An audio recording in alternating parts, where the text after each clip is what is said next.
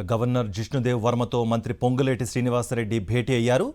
రాష్ట్ర ప్రభుత్వం ప్రతిష్టాత్మకంగా తీసుకువచ్చిన భూభారతి చట్టం అమలు, ఇందిరమ్మ ఇళ్ల పథకం గురించి గవర్నర్కు మంత్రి పొంగులేటి వివరించారు. మొదటి దశలో అత్యంత నిరుపేదలకు ప్రాధాన్యత క్రమంలో ఇందిరమ్మ ఇళ్లను మంజూరు చేస్తున్నామని తెలిపారాయన. గవర్నర్ దత్తత తీసుకున్న భద్రాద్రి కొత్తగూడెం జిల్లాలోని గ్రామాల్లో కూడా ఇళ్లను మంజూరు చేశామని చెప్పారు. ఎలాంటి రుసుము లేకుండానే ప్రజల నుంచి దరఖాస్తులను స్వీకరించి సమస్యల పరిష్కారానికి కృషి చేస్తున్నామని పొంగులేటి శ్రీనివాసరెడ్డి గవర్నర్కు వివరించారు. గవర్నర్ జిష్ణుదేవ్ వర్మతో మంత్రి పొంగులేటి శ్రీనివాసరెడ్డి భేటీ అయ్యారు. రాష్ట్ర ప్రభుత్వం ప్రతిష్టాత్మకంగా తీసుకువచ్చిన భూభారతి చట్టం అమలు, ఇందిరమ్మ ఇళ్ల పథకం గురించి గవర్నర్కు మంత్రి పొంగులేటి వివరించారు. మొదటి దశలో అత్యంత నిరుపేదలకు ప్రాధాన్యత క్రమంలో ఇందిరమ్మ ఇళ్లను మంజూరు చేస్తున్నామని తెలిపారాయన.